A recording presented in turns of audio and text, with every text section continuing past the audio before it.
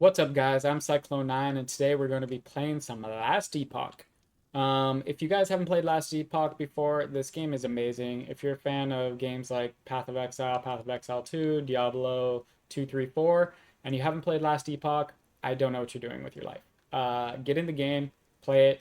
It's amazing. You're going to enjoy it. And Season 2 is coming on April 2nd with massive updates and a bunch of new content. So, with that being said, we're playing Last Epoch today, and I'm going to show you how to speedrun the campaign as a mage.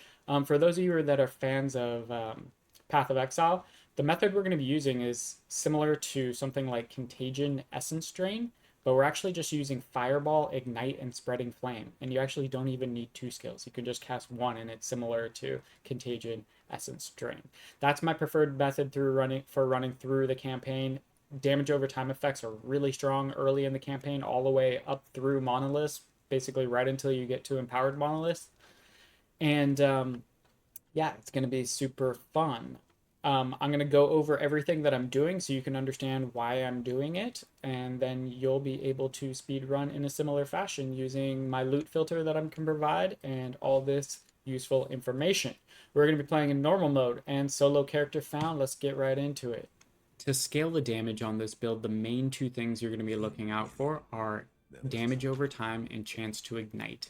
You could also look out for percentage increases to fire damage, and intelligence also increases damage on fireball too. Alright, first thing you're going to do when you drop on the map is hold shift and hit F, and you're going to come select the filter that you can acquire in the description of this video. You're going to hit the plus symbol, you're going to paste clipboard contents, and then you're going to have the custom filter that I made for speedrunning the campaign in this fashion. I'm not going to leave it at that because it's probably important to go over this a little bit so you kind of understand how the filter works. The main things you're going to be looking for are capital pinkish purple items. Those are anything that has affixes that are good for your build for each item slot.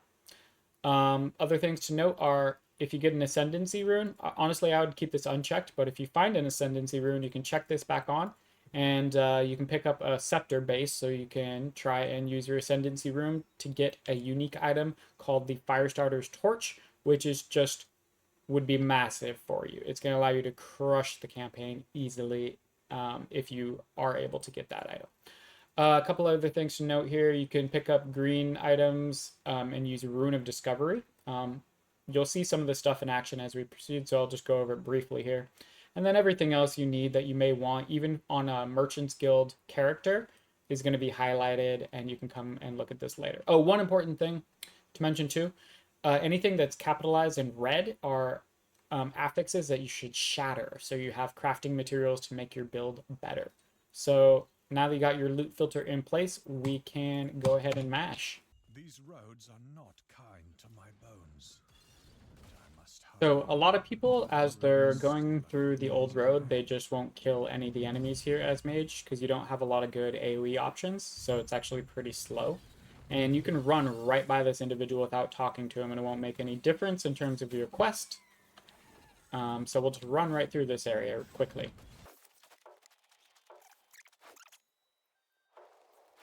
Once you're in the burning forest, you're going to encounter some of these enemies that are actually fighting each other, which allows you to pick them off a little bit faster, getting a bit of experience points. And we picked up a shield, which is nice. We're using anything at this point. Ooh, we got Fireball. Alright, so we fought off those guys, and now we get to recruit this individual, who's our ally for the remainder of this area and a little bit further.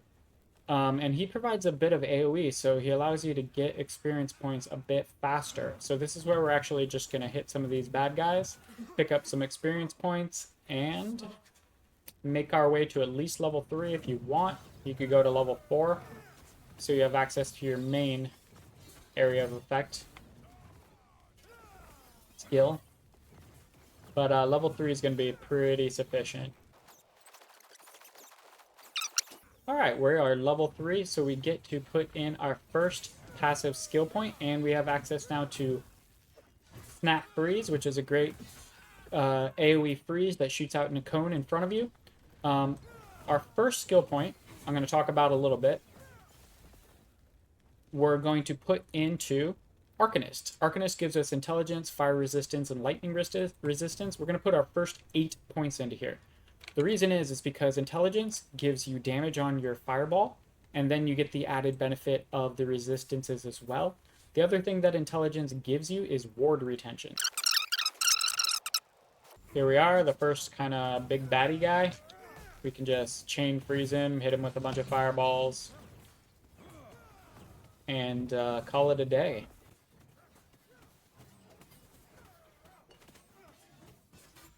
Alright, he gave us a traveling staff. Don't really need this Gladius. We can equip the traveling staff. It's got nothing good for us, unfortunately. When you get to the town, the first thing you're going to want to do is come check the vendor here. Sell all of your garbage and look for some boots with movement speed. Ooh, hoo, hoo, hoo. Look at that. Boots with movement speed. Look for a staff that has anything good for you, or a silver ring that also gives you movement speed. Those are kind of what the main things you're going to be looking to find. You could get a weapon as well, but there's really nothing here that's going to help us, so we're going to be happy with what we got. We got a lot of additional move speed there with our boots and the silver ring at 6%. You can run right by this lady. You automatically accept the quest, so you can just hop into the Fortress Gardens.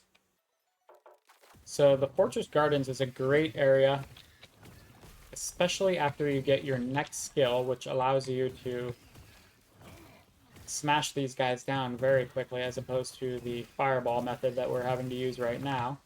So we're almost level 4, which is going to give us access to that AoE ability. And this is kind of why it's almost nice to get it in the area before. Once I have it, you'll see. So now I have my first specialization. We'll talk about this really briefly while not dying. So we'll just pick off these enemies that are headed our way. So our first specialization is going to go into Fireball. As I mentioned originally, Ignite is crazy strong. So we're going to put our first skill point, our first 4 skill points right here into Ignite chance. Now we have a 30% chance to Ignite on Fireball hit, which is fantastic. Put in our next passive point. You already know what's going on with that. And now we have access to our Elemental Nova, which is automatically positioned on the R key. So we can come down here and just blast these guys in hordes now.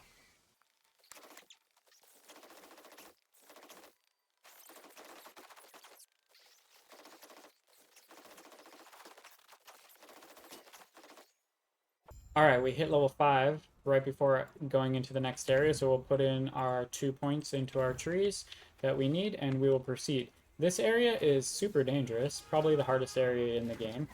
So these guys are very deadly. Now that I have a shrine, this is pretty OP. Wow. Never got that lucky before. This shrine is going to allow me to just destroy everything. Super lucky to get that. Most of the time, this area is very difficult. These guys are pretty tanky and they do a lot of damage, so you kind of just stay out of the way. But now I have the OP Shrine of Auto Win, which is pretty fantastic for me. Look at that. Ooh, I got a Runic Scroll. Got an item that's pink. That means it's going to be good for me. Doesn't have move speed, which is very sad.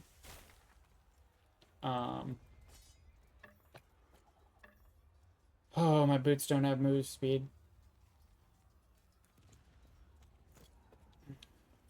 I'm going to switch them for the boots that do. And this guy gives us a side quest. You don't actually need to talk to him to go complete the quest, so you can run right by him and come on over to this area over here. This storeroom, and that will give you a passive skill point once you complete that side quest.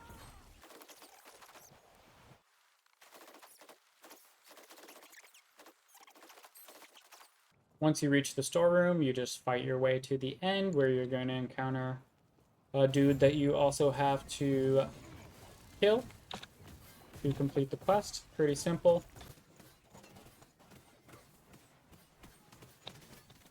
Ooh, I found a wand that's going to help me out. That pink wand. Let's see what we got. Fire damage and damage over time. Fantastic. This has level 2 chance to ignite, so I could shatter that. If I hit the F key, you can open up your crafting window. So this has tier 2 chance to ignite. I don't have a Rune of Shatter yet, but I will shortly. This only has 1 tier of damage over time, so I'm not going to save it for crafting. To complete the quest, you have to go tap on this thing, then you run out the door, put another skill point in, talk to this individual, and he gives you another passive point. So we're at 5 points in Arcanist. Pretty sweet. Alright, now we have another point in Fireball to put in, increasing our ignite chance to 90%.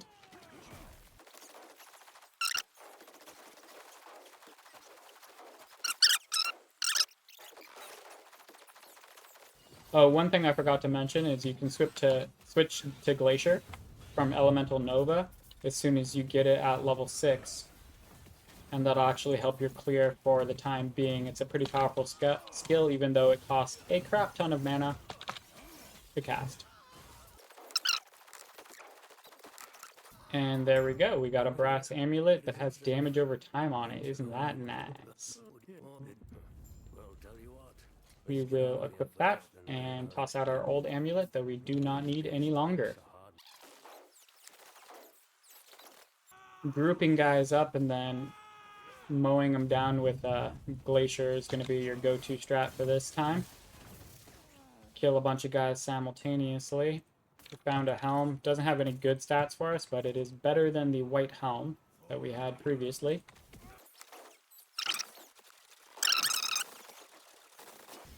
Ooh, now we have access to Flame Ward. We're going to put that on our queue. And we're going to upgrade our passive skill tree with 1 more.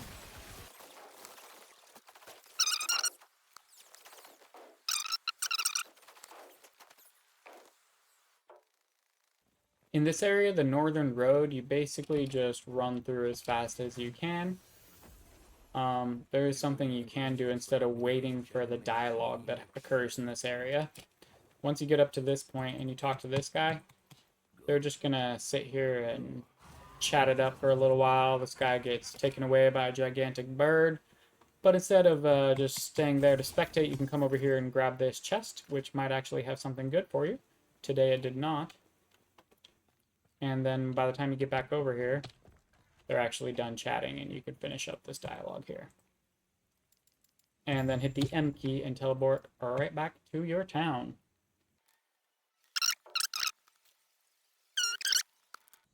Pretty sure you don't need to chat with her because you auto-accept the quest, but she gives you that passive point, and I always like to do it anyway. I think it actually auto-completes when you enter the new area. You guys can test that out and let me know in the comments. I'm going to just take the safe route and chat with her for a brief moment to get the passive point. Put it on into Arcanist. Now we're at 8 points of Arcanist. So, in the Altari Highlands, there's a bunch of rare monsters that can drop a bunch of really good loot for your character at this stage. These guys right here. So, if you're feeling a little bit underpowered, or you just want to get some gear upgrades while you're hanging out here, this is a good place to do it.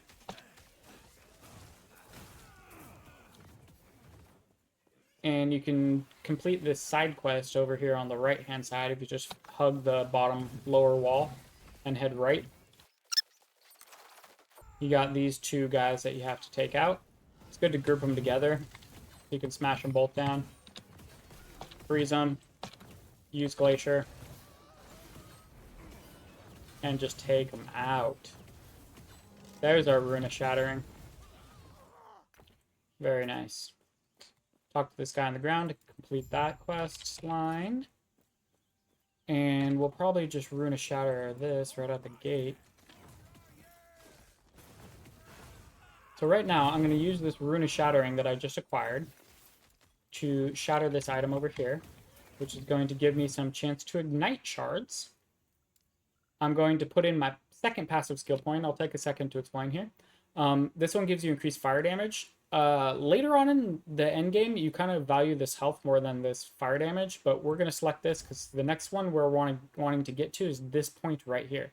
So as soon as we get 10 points in the skill tree, we can go to this. which means that every time we ignite an enemy, we're also igniting nearby enemies. This is where the build starts to come online, is when we start getting points in this and spreading flame. So that's where we're putting that point. For the second specialization, in hardcore, I would actually just specialize Flame Ward right here because it's just so good. It's a really nice defensive layer, and if you want to play more defensively, you can go ahead and do that. But I'm actually going to wait, and I'm going to specialize Teleport, because I'm going to prioritize that movement speed through the maps and getting through everything a lot faster.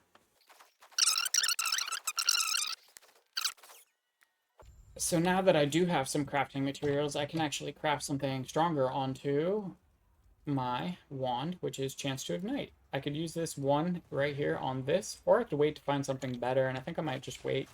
This is also my next item that I want to shatter, so I'll put that in the crafting window there to save it.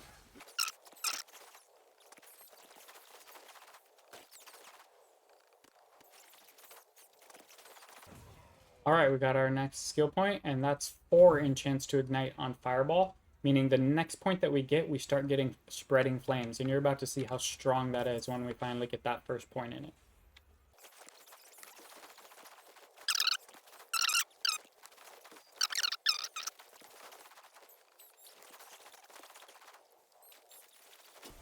Alright, now we have access to Teleport. And we're actually gonna go specialize it immediately. I got another skill point, so we put one more in. Now we have 10. We can go moving into some of that better stuff. We're gonna specialize Teleport, and we're gonna move right into cooldown recovery speed. I like to put that on my W key, so I'll swap it out there, and now we have Teleport, so we can move around the map faster. Alright, here is the first act boss. And with this high chance to ignite and damage over time increases, we're just gonna destroy him. Watch and see.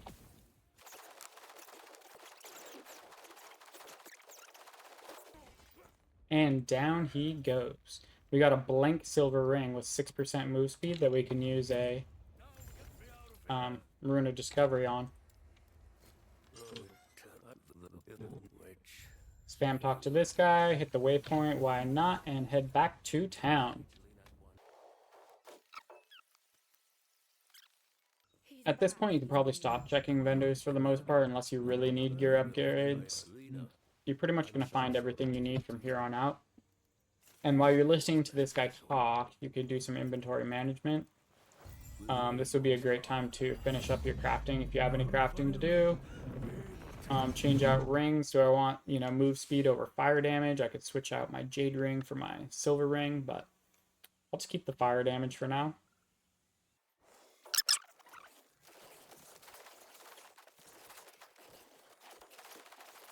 There we go, silver ring with damage over time on it. It's only a 3%er, which is unfortunate, but it is better than the jade ring we got there.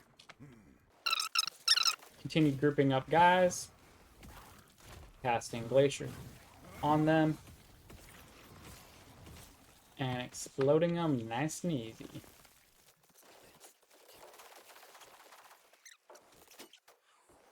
Alright, we got a level right before leaving that last area, which gives our first point into Arcane Flames, allowing us to start doing some AoE damage with every single firebolt we shoot.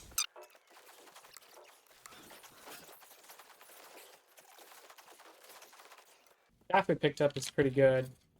It's definitely better than what we're using. So we're going to put that on. It's got fire damage and chance to ignite on hit.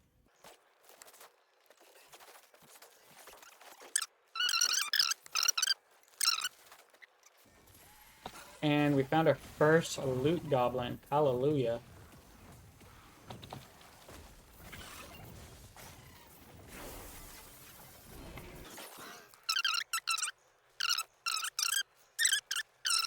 One other thing that's really important that just occurred is we finally got our first point in Spreading Flame. So I'm going to put that into the skill tree right now, as well as add another point to Arcane Flames, giving us more AoE damage and Spreading Flames. We got one for our Teleport 2 to add more cooldown recovery, and we are moving right along. Alright, so We can start shattering some stuff here. And we have 1 rune of discovery, which is nice. We'll probably use it on the first wand we find that is of the next tier quality. Could also use it on a perfect silver ring.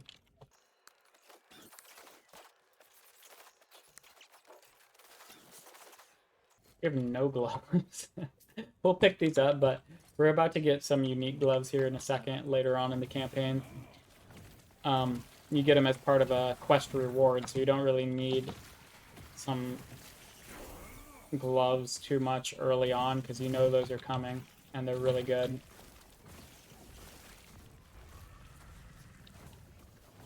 Now watch these ignites absolutely melt this boss. See, this is where you can get a damage test right about here. Bing! Yeah, damage over time. Turns out it's pretty good. We are not even online. Like 3 more levels about, and our next point into Fireball, that's when we really start just blasting. It's pretty phenomenal.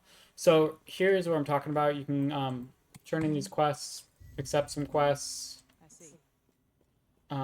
This quest over here on the left-hand side is where you get your gloves from, the unique gloves, as soon as you complete that one. From this guy, you're going to get some idols. See what we got. Doesn't look like it was anything good. Oh, chance to ignite, actually. We will equip that. Better than Vitality right now. I'm going to throw this on the ground. Throw this on the ground. This has what? Damage over time times 2. Okay. This will be my next shatter still. That's good. Got another passive point to put in. Arcane Flames is stacking up. We got another skill point for teleport, decreasing the cooldown even further. See what this belt has. It's got cooldown recovery. Look at that.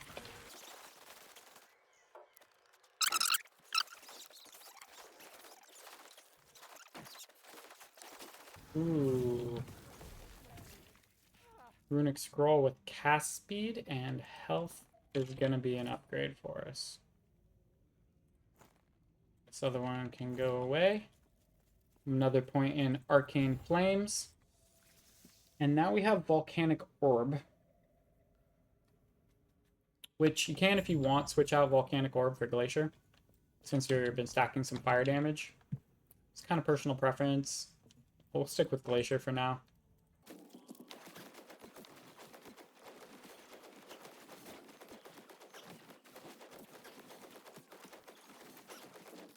Take those guys down, immediately traverse back to town. Now we can go get our unique gloves.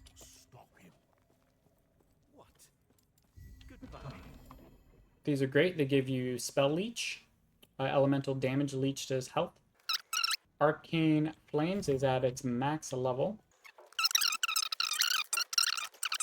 Already pretty much just melts packs of enemies. You just throw a fireball, run away. Throw a fireball, keep running. And that becomes the playstyle from here on out. You don't even need Glacier at all as soon as you get spreaded and flames going.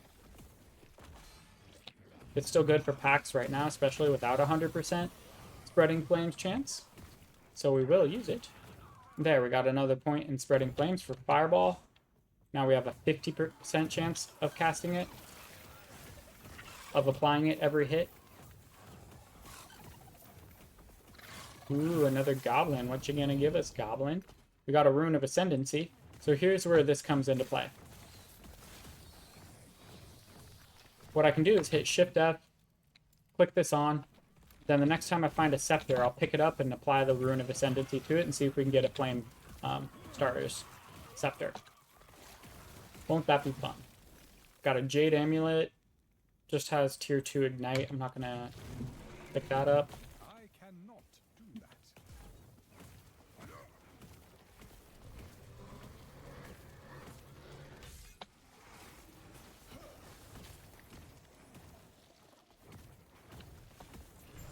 Now, that's a pretty fast down of that boss.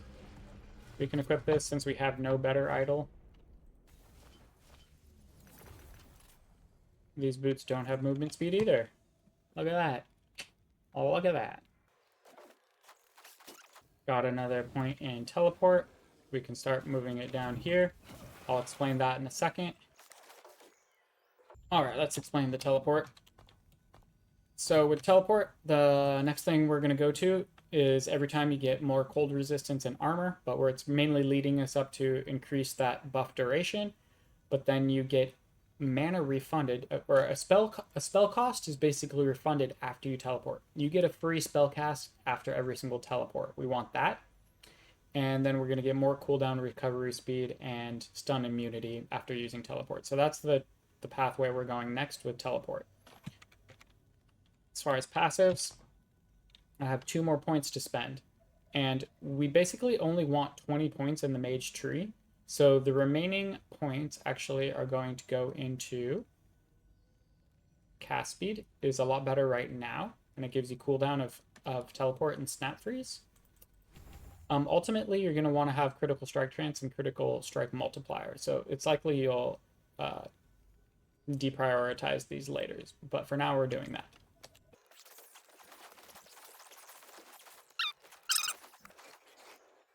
So this is the point where Glacier becomes worse pretty much than just casting Fireball. See how all of the enemies explode? If I proc Spreading Flames, which is a 50% chance, basically I know that entire pack is just going to disappear. Which is pretty phenomenal. And then for single target, it's just massive. It's no mana cost, so I can continue casting it over and over again without having to use Mana Strike to replenish my mana to cast Glacier. So in my opinion, it already starts outscaling Glacier for leveling at this stage in the game pretty clearly, and it just gets better and better and better. And you can still cast 1 or 2 Glaciers, but you don't need to rely on it, you know, and have to get all your mana back and only cast when you have mana and all that fun stuff. So spell damage, don't need that. Sacrificial Staff, chance to ignite tier 2, don't need it. Watch. Boom! Spreading Flames. Everything dies. Ooh, nice shrine.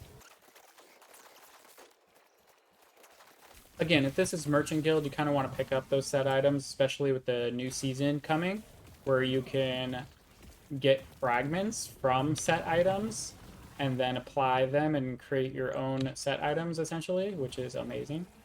This is a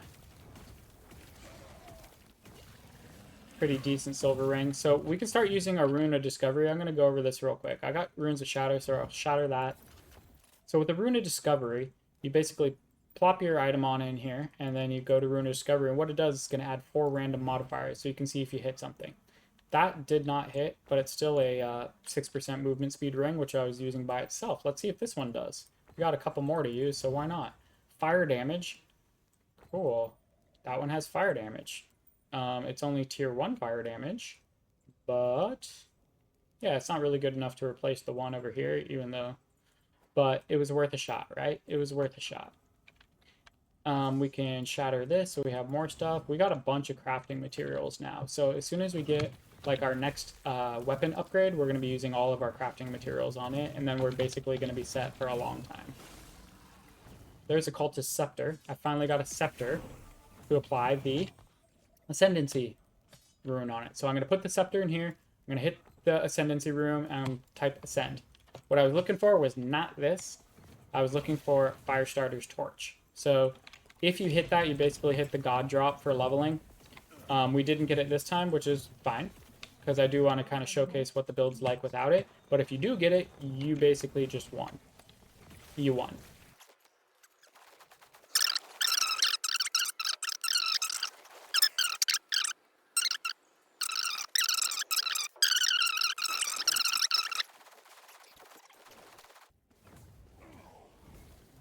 Not even close, baby. Alright, that guy pretty much just soaks a crap ton of damage. And opens up a portal to the end of time. Now we get to choose our mastery. We're going to go Runemaster, because we want to transition into Hydra. later on. Hydra Runemaster is the build that we are going. So we need to put 20 points in the mage skill tree before we can start opening up these other trees. So we got 2 more points to spend. We're putting them both in cast speed. And now we're ready to go to the next tree. The next tree we're going to start in is actually Sorcerer, even though we did pick Runemaster as our ascendancy, because we want Arcane Momentum. It's going to give us more cast speed, it's going to give us more spell damage, and it's also going to give us some movement speed, which is pretty phenomenal for speedrunning the campaign. We also now unlocked Runic Invocation, which we can put as our 4th skill instead of Glacier, just to have some big explosions.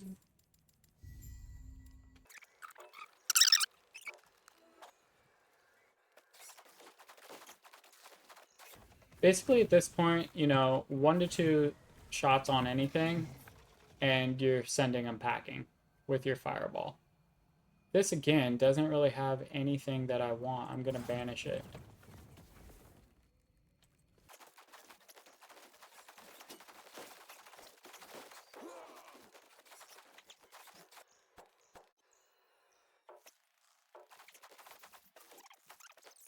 Ooh hoo hoo. We got another point for spreading flames. And we can turn off the ascendancy thing in our filter so we don't see those items appearing anymore. Experience shrine. Ooh. Time to kill some bad guys.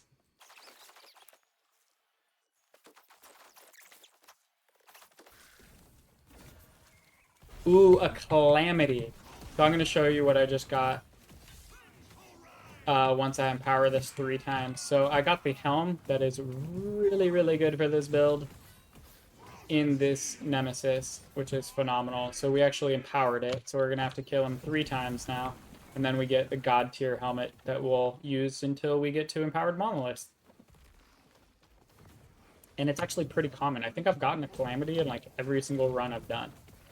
So not really out of the ordinary. Yay! We finally got upgrades to our boots.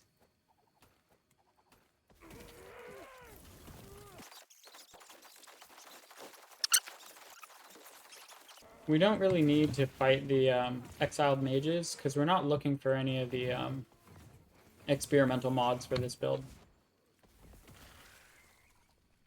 Again, if this was Merchant's Guild and you were able to interact earlier with the merchant, maybe you'd want to fight that. You'd find something pretty good. But we're not worrying about it today. Damage over time is not going to do it for us. Not good enough. So now basically 1 shot of our fireball is just melting packs everywhere. So we just fire and run. Fire 1 shot, run away. It's pretty damn simple. And now our build is basically completely online. With 1 more point, we will have 100% chance to do Spreading Flame. Basically guaranteeing us to melt everything on the screen at all points in time. One thing I'm going to talk about real quick is why I'm choosing this belt over the other belt. So this one has 5% cooldown recovery. This one has 5% cooldown recovery. And those are basically the only meaningful stat aside from the physical resistance. So this one has, the one I have equipped now has 11 physical resistance. Physical resistance is extremely important in the campaign. In fact, it's important enough that if you are running hardcore, you're going to want to come in here and add more of it to your items whenever you can. So now I just upgraded this belt. It's got more cooldown recovery, more physical resistance. Happy day. I got some physical resistance on this. Do I have any more? Yeah, I got 1 more shard, so I could put it on this too. Could upgrade my intelligence here. I could upgrade health. Why not? Ooh, critical success. Who's a baller? I'm a baller. Oh yeah.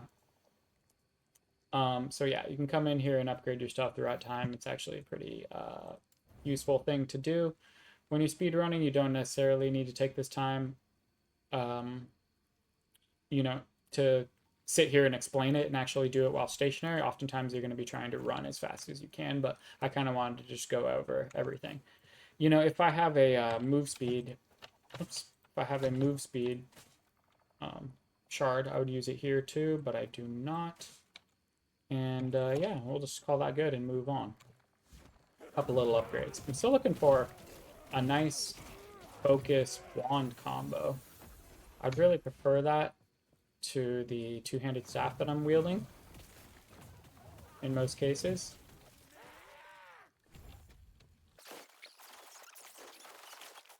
+1 to flame ward. I might actually try and Rune of Removal it. Let's do it. Ooh, I got it. So Rune of Removal removes 1 affix. And it's at random. Giving you a chance to get, you know, a really useful kind of rare shard. Once you complete that quest to the south of the cultist camp, you can just teleport right back to base and then head north. So the main priorities, again, for this build are chance to ignite and damage over time. Elemental damage over time, fire damage over time, anything that boosts your spreading flames and ignite damage, because that is the main source of our damage. Following that, you can get flame damage percentage increases, or you can get cooldown recovery, which is nice quality of life. Of course, you want to cap out all your resistances as soon as you can.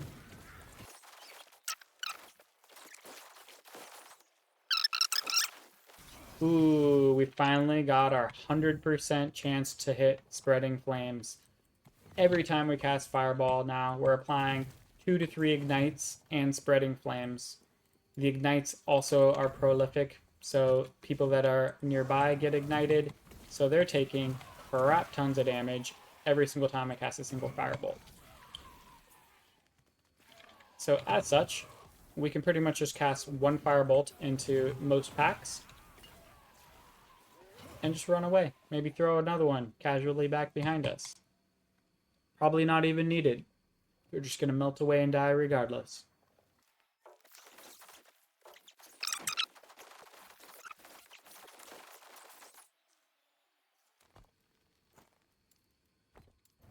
Gonna shatter those boots. Ooh, and I got upgrades for my boots. Wee-hee, more movement speed. Can't craft on these yet. Okay, boo. As soon as you get this quest right here, instead of walking through the now open door, what's cool is you can just teleport back to town and it's faster. And we got our 3rd specialization slot. So we're going to pop in Runic Invocation. And we're going to head on over here to get more ward, get more cast speed and current mana as ward. And then we're going to head on up here to get Ignite Chance with Raw Rune and Spell Fire Damage with Raw Rune. We're almost to the point where we can start getting our Essence of Celerity? Interesting. That's going to give us Arcane Momentum, which is phenomenal. Once we get the 6 points in here, we get that plus 10% move speed at max stacks of Arcane Momentum, which is really awesome to give us another boost in speed during our campaign run. So with Runic Invocation, now that we have it on our bar, essentially you don't want to use it until you have 3 fire runes above your head. When you have 3 fire runes above your head, you can then press that key and it lobs out a gigantic missile, which does huge fire damage in a large area with a chance to ignite. So you'll see it right here. I'll cast it on this foe. Boom. Well, that didn't do it. Boom. There it goes. Takes a lot of mana, so that's why we pair it with Teleport, Mana Tunnel, which allows us to use it for free every single time after we teleport.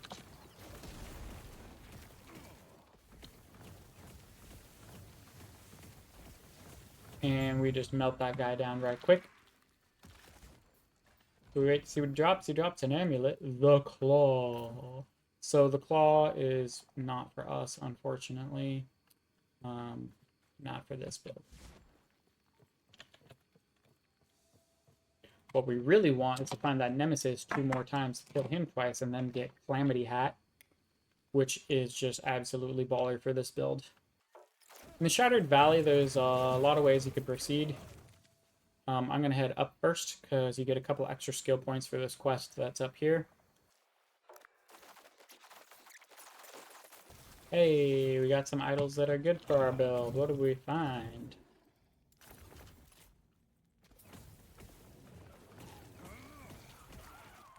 Health and elemental resistance? Whatever. If I pick up one of these other small ones, physical resistance? Yeah, might as well. Pop it on in. So as you can see now, I mean, I'm just basically casting a single fireball here and there and teleporting through the map as fast as possible. Basically, guys, just I leave them in a melting pile of nothingness. And it's just delightful. It's fun and fast and really satisfying. Don't have to worry about mana at all. I can spam fireball as much as I please because it costs me no mana. And then for single target, because I'm applying so many ignites, it does a crap ton of damage. So not only does it have great clear, did I see a pink item? Did I see a pink item? Oh, it's gloves. What are on these gloves? Nothing. So not only is this build great for clear, it's also great for single target, which makes it just phenomenal for running through the campaign.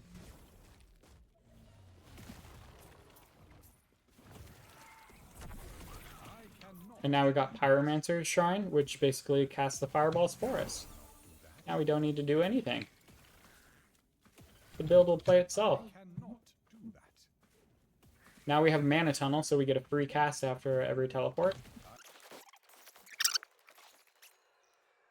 Alright, we got a couple skill points. We're putting it in this one now. We got some Runic Invocation skill point to put in, giving us more Ignite chance.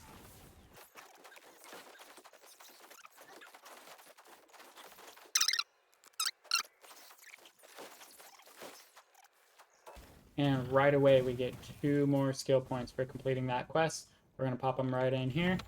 And we are going to port back to the Shattered Valley. From the Shattered Valley, we're going to head south. And we're going to go right through that time warp portal to the Ancient Forest. One thing I'd recommend at this stage, actually, I'm going to do it right now to show you guys. I don't need the free cast of teleport. I mean, free spell cast after using teleport.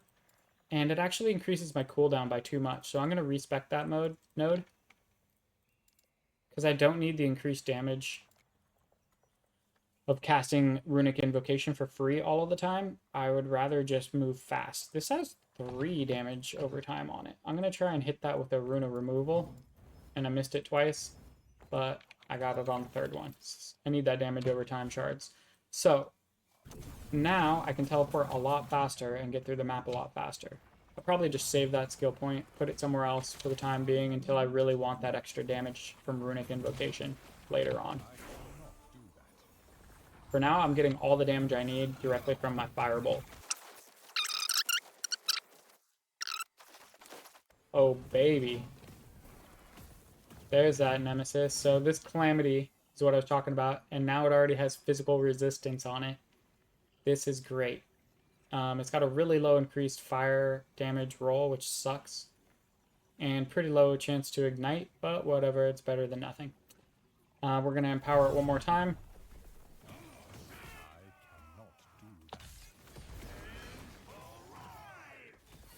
We're going to put on our shield, and we're just going to face tank this guy to holy hell. Boom. Flame Ward OP. Let's kill us a dragon.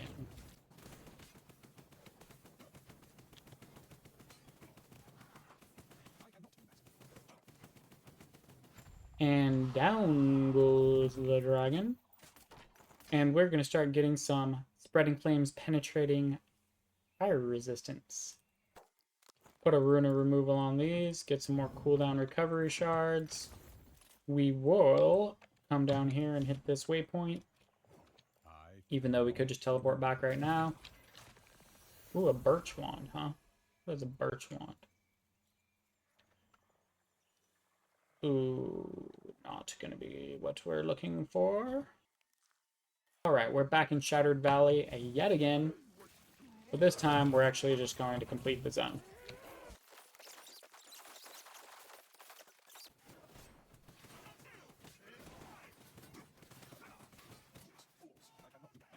And there we go. Now we have our very, very powerful legendary helmet.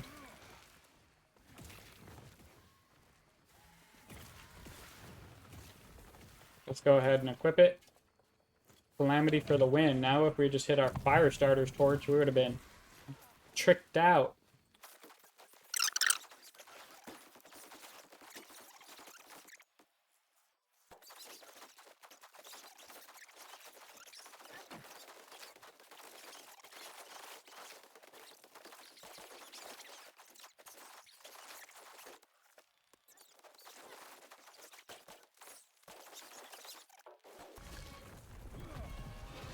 Watch how fast we just melt this guy. We'll freeze him once.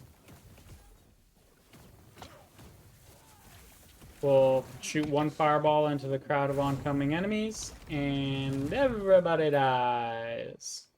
Not really getting very good drops either. Have pretty poop gear. So you saw how fast that boss melted. Let's do a gear overview. We'll put in this skill.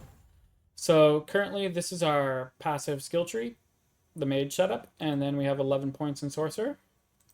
For gear, we have this two-handed staff that we've been using for quite some time now. Gives us a lot of fire damage and chance to ignite. Also gives us +9 spell damage. We now have the Calamity, which is awesome. That gives us 7 vitality and physical resistance is what we got from the Nemesis monster. And it gives us a bunch of damage. We got this Brass Amulet, 10% cast speed, damage over time. We could probably craft this right now.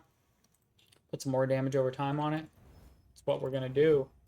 Ooh, now we got a lot more damage over time. We could add a resistance. This is what you want to do if you need to. I'm just going to show you as an example. So right now we're going to check out what is our lowest resistance. We have physical capped, which is phenomenal, but we have 0 void. So if we have a void resistance shard, we could put that in here, over here, and start adding that to it to make it better. This is what we have for our armor. Nothing too special. We could increase health as soon as we get some levels, apparently. We could put another int on there. We have this silver ring, gives us movement speed. Not a lot else that we're really using on this. We could use a ring upgrade to be sure. Our belt gives us cooldown recovery speed and physical resistance. That's about it. This ring gives us some movement speed, some damage over time. We have the unique gloves that we get from the quest line, giving us some leech. We have movement speed on our boots and cast speed on our relic. So pretty basic gear. This, since it has a rare mod, I would sometimes use a rune of removal on it, but I'm just going to toss it on the ground since I don't need it. And let's proceed. Oh, currently for our skills, our fireball now has a 100% chance to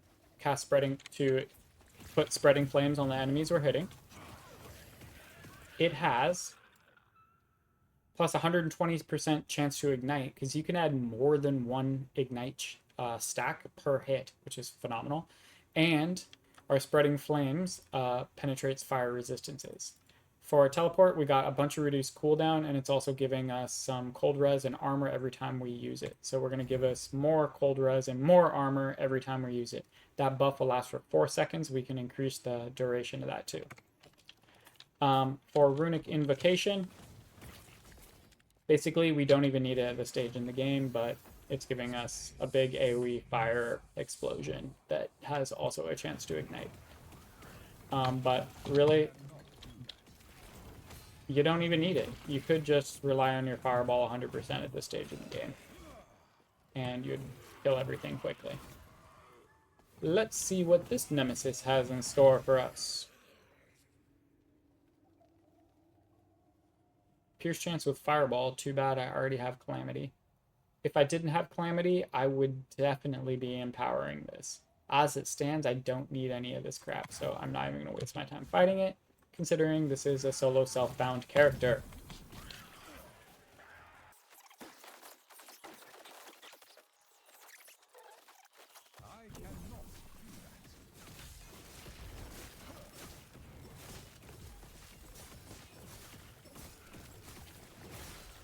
Well, that boss was here, and then he was not here, as it should be. So here's a great example of a place to use your Rune of Discovery. This Ritual Stake are actually pretty good because it's got damage over time as part of the implicit.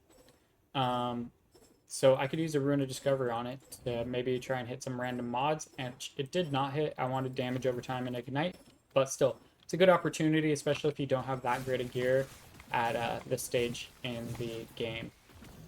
The weapons are really important to have some good weapons. Usually you're going to find something by now, but on the offhand chance, it is kind of nice to use those Rune of Discoveries. I've hit some crazy stuff with them before and been really, really happy about it. Haven't on this run through, this playthrough, but doesn't mean it can't happen. When you get to the Lotus Hall, you don't have to go get that marker in the center there. You can actually just proceed to go complete the quest by heading directly to the left or to the right. I prefer the left. We are now level 25, and as you can see, we're destroying everything very handedly.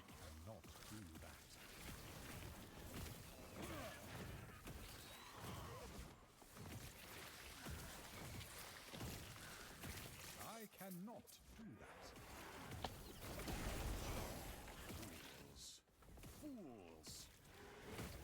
I cannot do that. I cannot do that.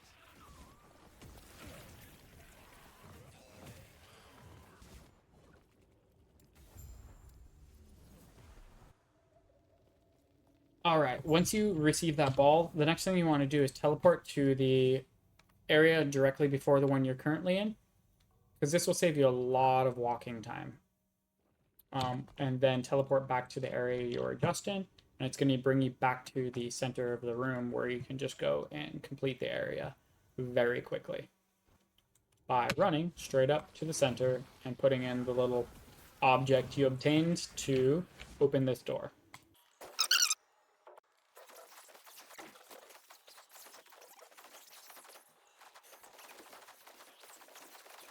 So this has been the first item I've dropped that's capitalized with white, and it's because it has a very rare affix that we're going to need when we transition into Hydra Runemaster later, plus the level of Runic Invocation. So we're going to remove that affix so that we have it to craft on stuff later in the game. And we got a lot of points to put in now, so after we got these two things rolling, we want to go into Pyromancer. Gives us fire damage, chance to ignite. Very powerful. With Fireball, we're going to keep moving into Wildfire, giving us more penetration. With this, we're going to keep getting more buff duration and more cold res and armor when we use Teleport. With Runic Invocation, we can now start moving over this direction. We're headed over to this area, so we can be casting multiple different spells every single time we use Runic Invocation. I'll talk a little bit more about that later. Alright, we're in the end of Rune. We get to fight the Emperor's Remains. Let's see how fast we can take this boss down. I cannot do that. I cannot do that.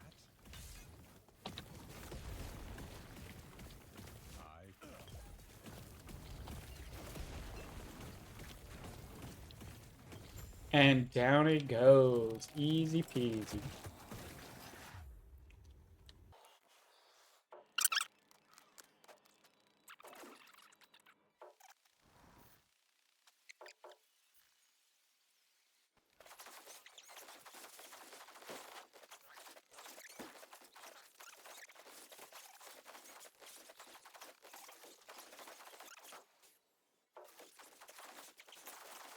Dun dun. Da da dun dun dun.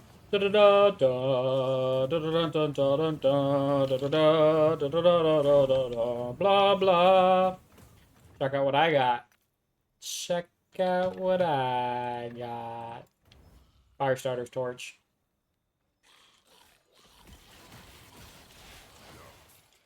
So it's pretty late in the campaign now. But it's still significantly better than what I have, and it also gives you move speed. So now I can equip this offhand catalyst as well, which I could craft up. So we're going to put some stuff on this. Ooh, this is terrible. Why do I have this in my inventory? Everything is bad about this. We can put on a Chaos Rune and see if we can hit something special. We hit damage over time. We are incredibly lucky in the last couple minutes. Holy cow, we're not going to push our luck. We're going to keep cast speed.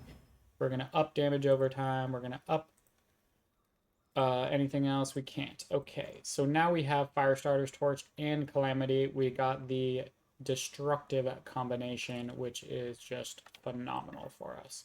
We are going to shatter our old staff because we are no longer needing that, and proceed to wreck everything in the game up until empowered monoliths.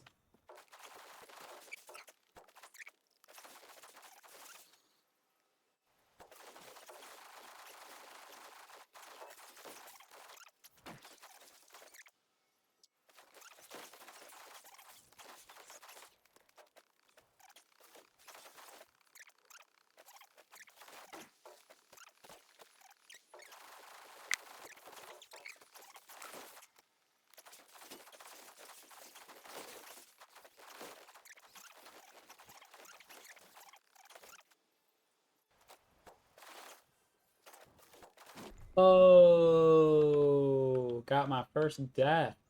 1 overkill damage. Type necrotic. Check your necrotic resistance, ladies and gentlemen. 7. That's what my necrotic resistance is. That is lame. Was hoping to go deathless, but it is what it is, boys and girls. If I was playing hardcore, I'd be a little bit more diligent about crafting up my resistances. If you're gonna play hardcore, be diligent about crafting up your resistances. So let's do a little example. Is there anything I could do right now to make my necrotic resistances better? Yes, I could have put necrotic resistance on this. I could have put that right like that. And then I definitely would not have died right there.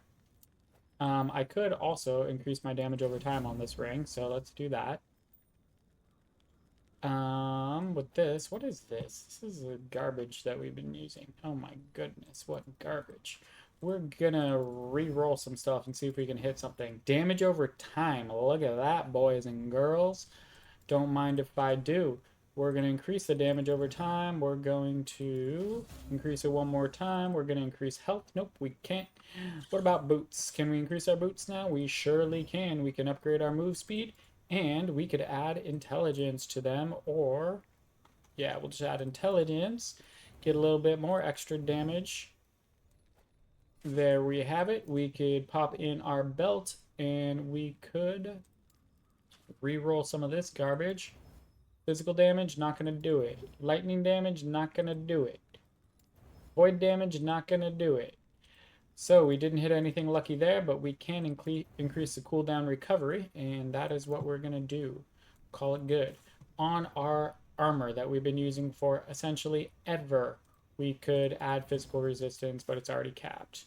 This has no forging potential. This has 21 forging potential, so we could increase necrotic resistance here, or we can go see what is our lowest now currently. We need poison. Let's get some poison resistances, baby. Pop in the poison resistance. Ideally, you're going to be wanting doing this before you die.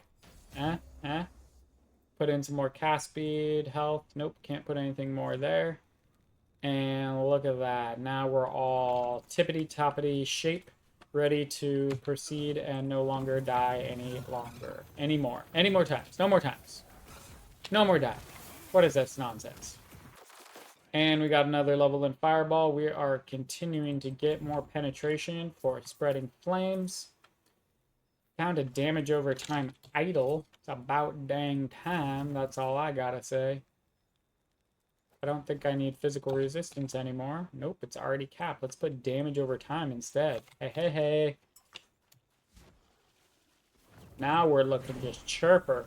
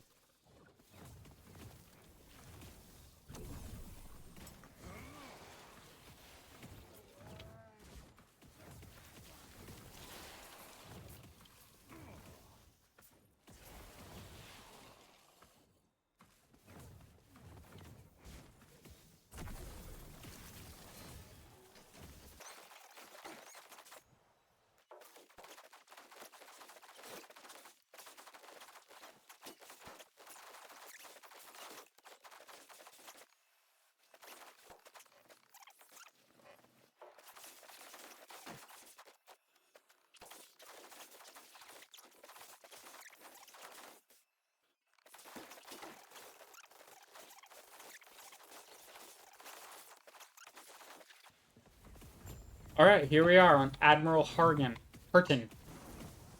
Watch how fast we melt this guy.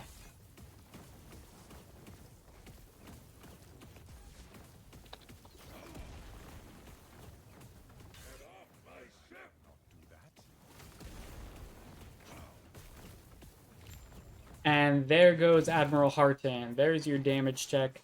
That's what I'm talking about. Easy mode. We're keeping putting more points in Pyromancy, as you've noticed. Teleport, we don't want to get the increased cooldown yet. We don't need the extra damage from Runic Invocation for the free cast that we get. So we're just increasing our buff and our buff duration. Nothing new, just blazing now. It's on autopilot. I don't even pick up items. I could probably turn off my loot filter. Turn off items altogether. We're basically set to go all the way straight through the campaign now. Look at that. Dead. One fireball. That's all it takes. That's all it takes. And I can teleport around so quick. Just cast a fireball here and there. It's nice. It's a nice build. It's relaxing. It just, you know, you just teleport around and shoot a fireball here and there. No big deal.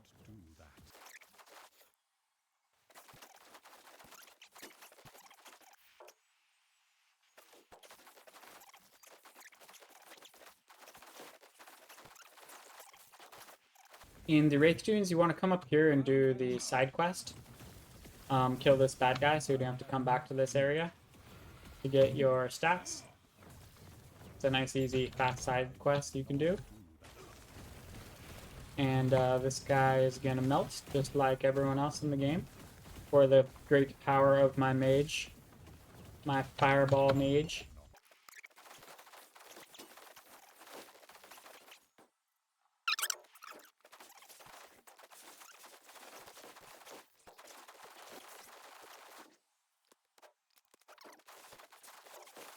Also, when you get to Majelka, you want to make sure to come talk to this guy who's hanging out in the desert, looking like he's going to be dying.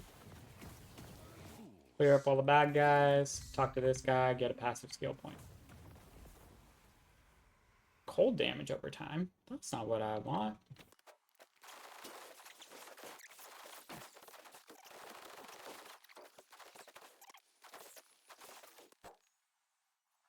We are swiftly making our way through the campaign now. We're approaching the area where we can just go back and do a couple of side quests if we missed any, and then head right into Monolith with the same exact gear that we have on right now.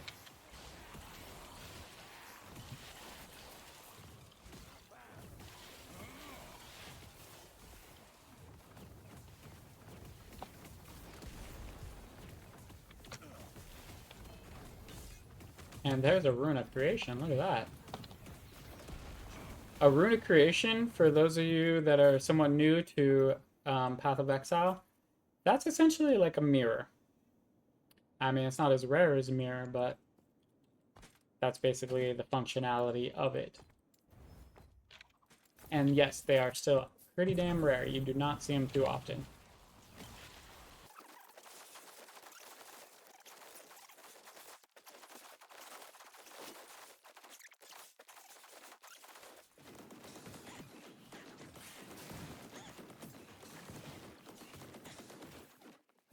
Another boss down. Another one bites the dust.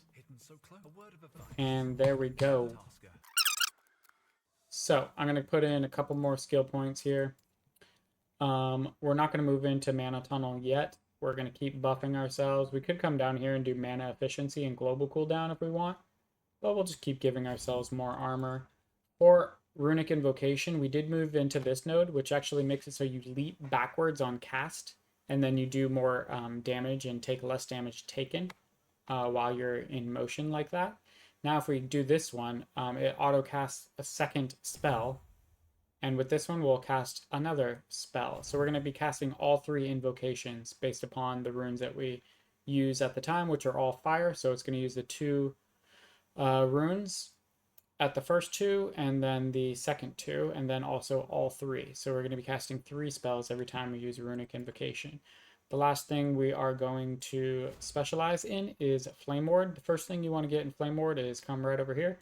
2 points in this, gives you more ward. 1 point in this. Percent of missing health granted has ward. Flame Ward grants more ward but has longer cooldown. You need a couple points in that to get this, which is ultimately what you're looking for. +1 charges. You now have 2 charges of Flame Ward. Super valuable. That's why I prioritize getting that early in hardcore. With 2 charges, you basically never die. Moving back into our passive skill tree, I put all 8 points in this, all 8 points in this. So now that I have a combined total of, 21? Actually, I only need 20, so I should probably just put 7 in this and then move right over to here, which is fire penetration and fire damage leech. So actually wasted 1 point. I only need 7 in this, and then I could have put 3 in here. So that's just a little side note.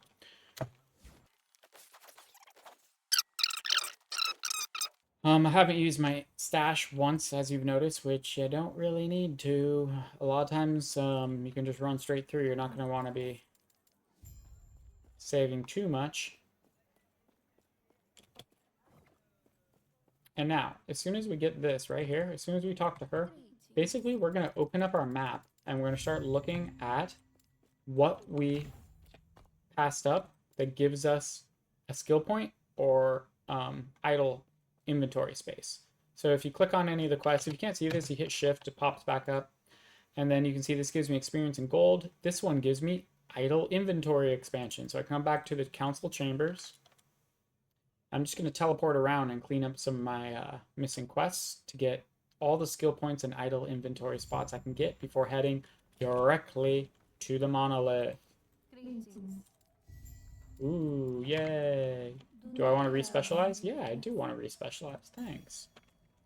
Might as well, as I was just talking about, put 1 more point in that. Okay. Now, what else can we find that's going to give us something good? The Sapphire Tablet. So we're going to head over to the Shining Cove. That gives us a passive skill point and idle inventory, as you can see. And this is a really important area to come to because it's also how we do the campaign skip later is attached to this area.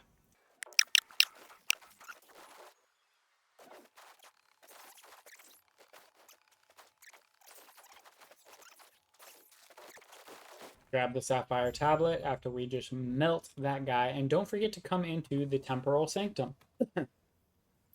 So this is the dungeon that we need to find a key for when we get to the monolith so that we can come back through here and then we can skip to the very, very end of the campaign and complete the campaign. We'll use this waypoint to come back here and complete this dungeon. But for now, we can just go to the end of time. Teleport to town here.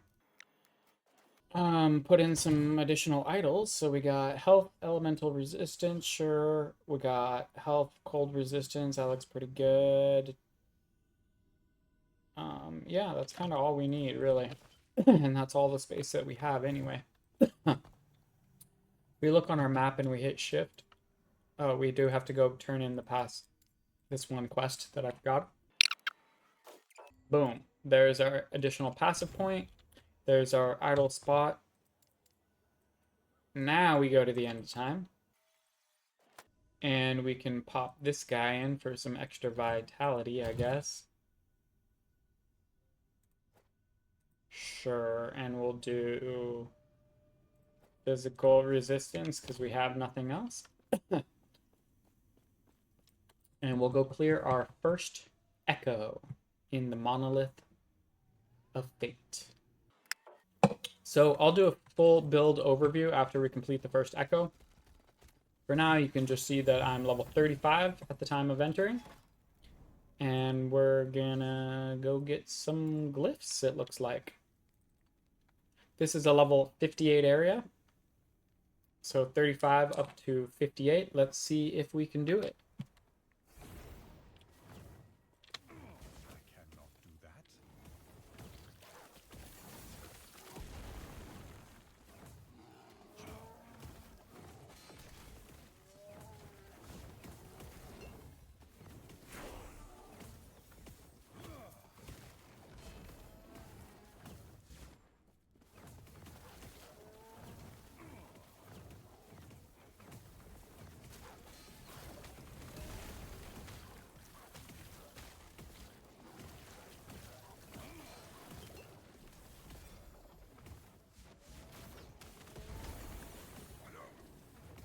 cannot do that.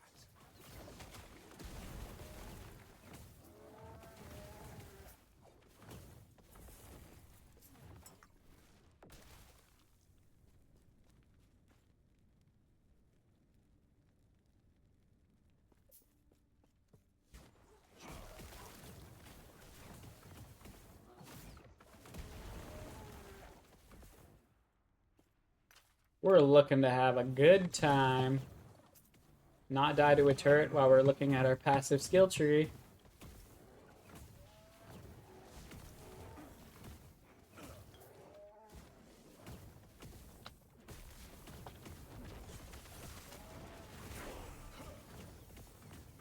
And we got a couple levels because we were just blasting through that like it was nothing and like I expected. I should have kept a different wand so I could show you. The two-hander that I had, it doesn't make that big of a difference with this. You know, it's nice to have the fire starter's torch. 51% increased fire damage over time. You can get damage over time that high anyway, just with your normal damage over time. Gives you a little bit move speed, but honestly, I could probably have a better weapon by this point. Let's go over the gear. So I got the fire starter's torch. This calamity is actually pretty baller. I've gotten a calamity in every single run that I've done so far, which is kind of crazy.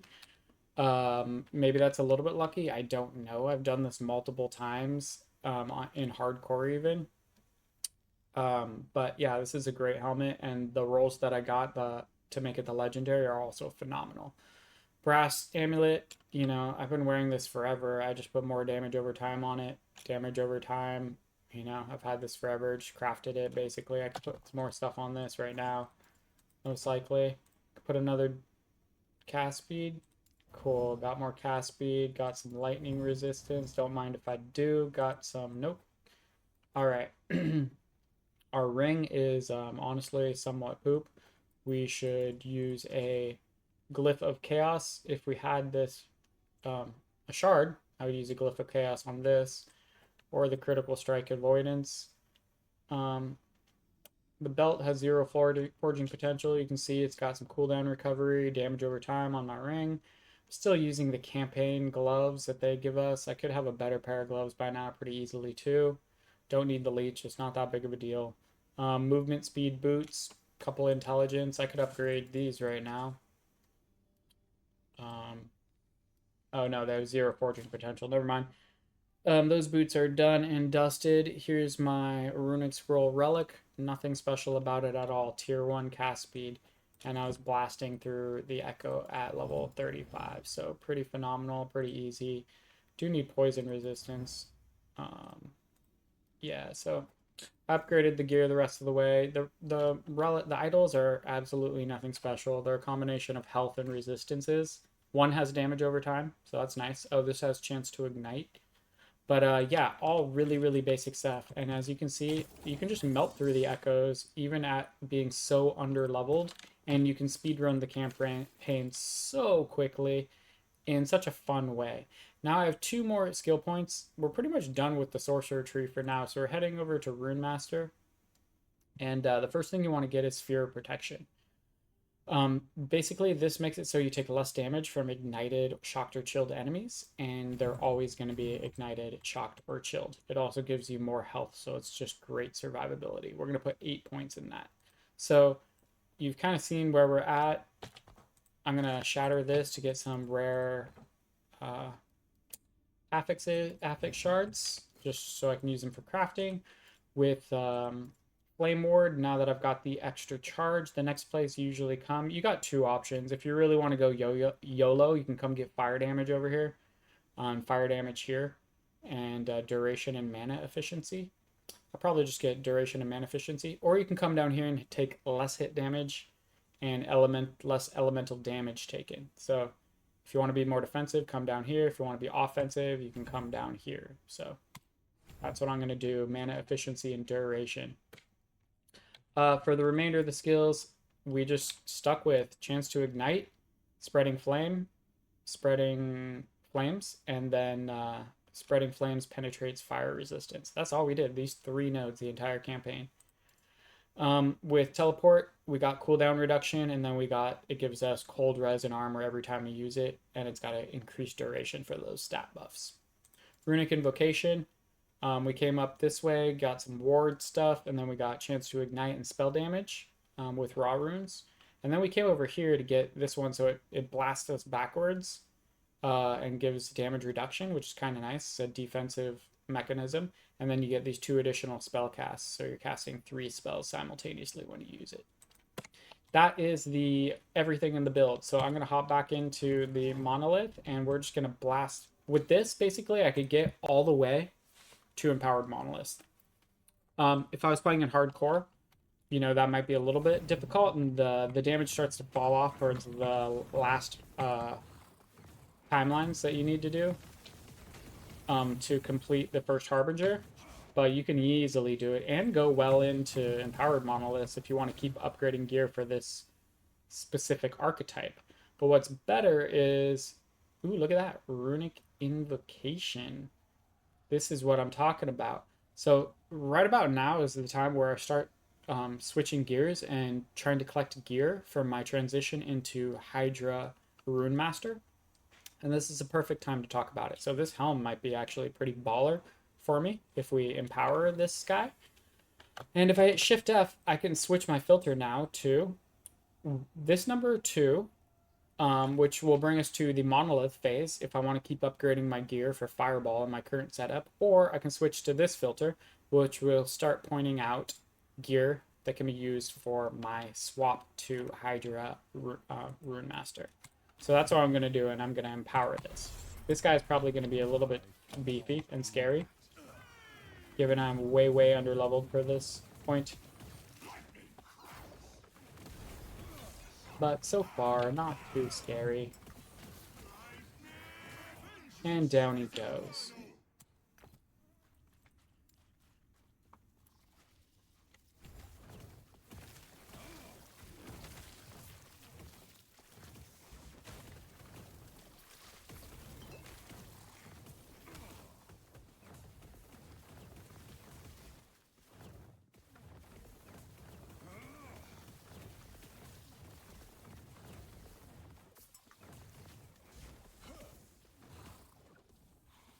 Ooh, experience shrine. Woo! Let's watch it. Come on in, baby.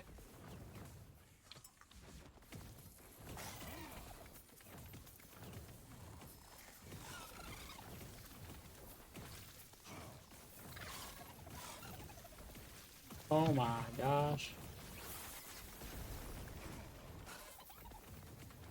I'll come back here for this stuff. I want to use my experience shrine.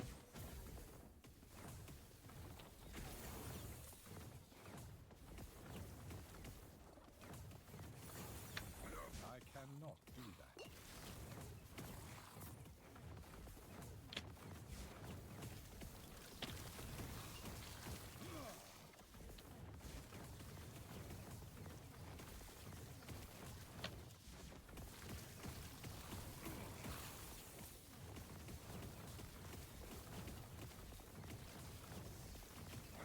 Woo! That experience shrine was great. Got levels for my skills, got passive points to put in. Gonna run back here.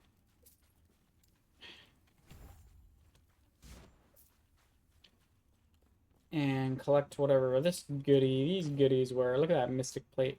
Penetration with fire invocations. So that's really important for me. This is actually pretty great armor. And I'm going to keep it. I need to be 52 to equip it, but that's going to be a good one for my swap. Let's put in our remaining points in the skill tree. Teleport. Buff duration. Increased damage and less damage taken for that. And we're going to just buff up. No, we shouldn't do it. We're going to go to our final, because you're going to have to respec these if you come over here. You don't want the fire damage later. You really don't. You want more defensive stuff. So you come over here and do less hit damage.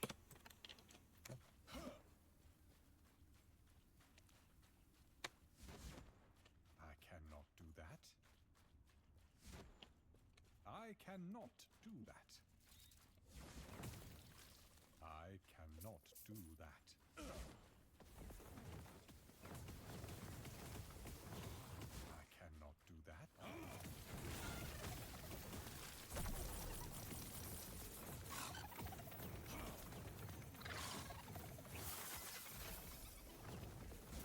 cannot do that. Oh, I don't need that.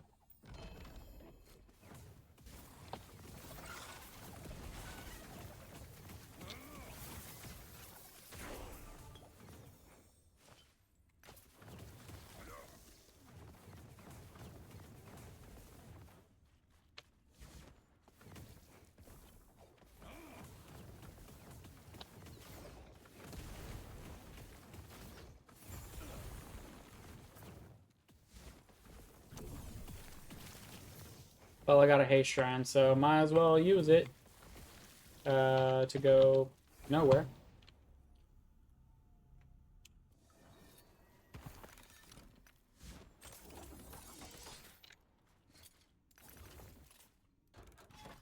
All right.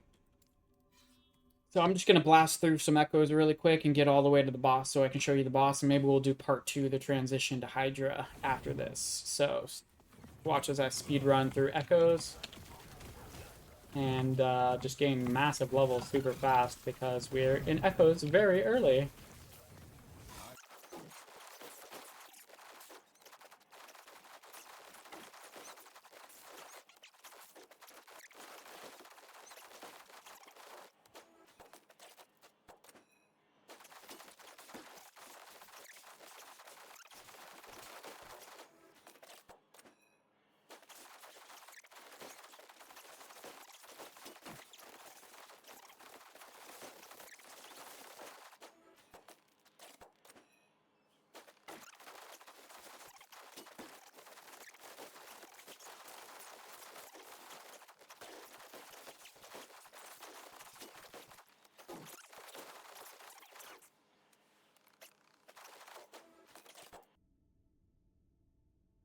All right, now that we have one more skill point to put in Fireball, we can head over here to Flammability, which increases fire resistance shred chance by 25%. With Teleport, we're going to move on down here to do Mana Efficiency and move into Global Cooldown. With Runic Invocation, we're going to keep putting Stride to Safety so we deal more damage and take less damage when we're casting it. With Flame Wall Award, we're going to continue maxing out these things. Actually, we're going to do more duration and mana efficiency, and then we'll continue maxing out these two to take less damage.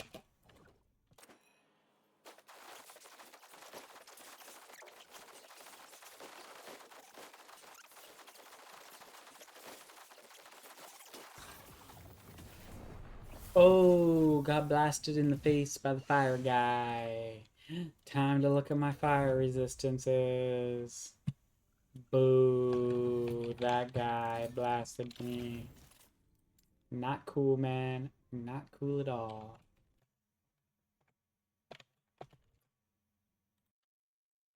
Next thing in our passive tree is we're going to put 1 point here. Gives us a little bit of mana and cast speed, but mainly we're doing it so we can come down here to Arcane Focus, where we get more intelligence and ward gain on direct spellcast.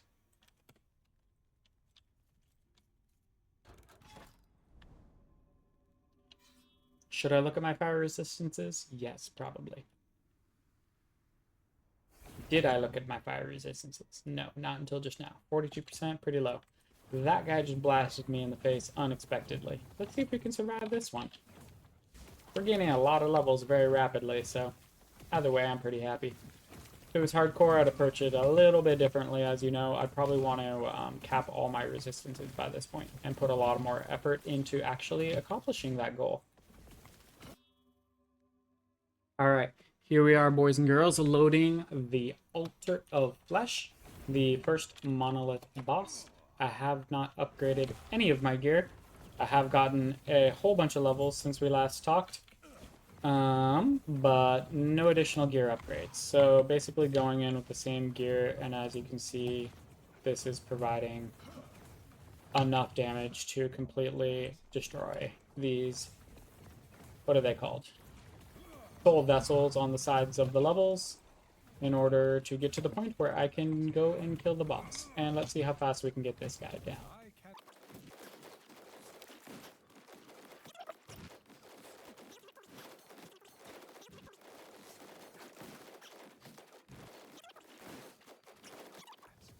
And down he goes. And we don't get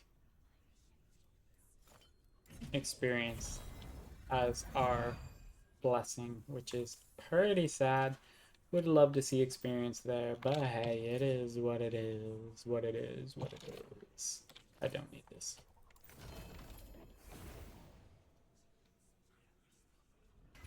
So that's what's up, guys. We completed our first monolith timeline. The build is fast. It is fun. It is incredibly easy to gear, and I gotta say, it's the best way to speedrun the campaign as a mage, in my opinion. For the next session, we are going to transition into Hydra Runemaster and get to empowered monoliths. So I'd love for you guys to stick around. If you have any questions, leave them in the comments. I hope you guys enjoyed the content. I've been playing for a while now. My eyes are all bleary and my brain's going blah, blah, blah, blah, blah, blah. So this isn't going to be a totally concise outro, but I do want to say that I enjoyed sharing this information. And if you liked it, go ahead and subscribe and like the video. And we'll see you guys in the next one. Peace.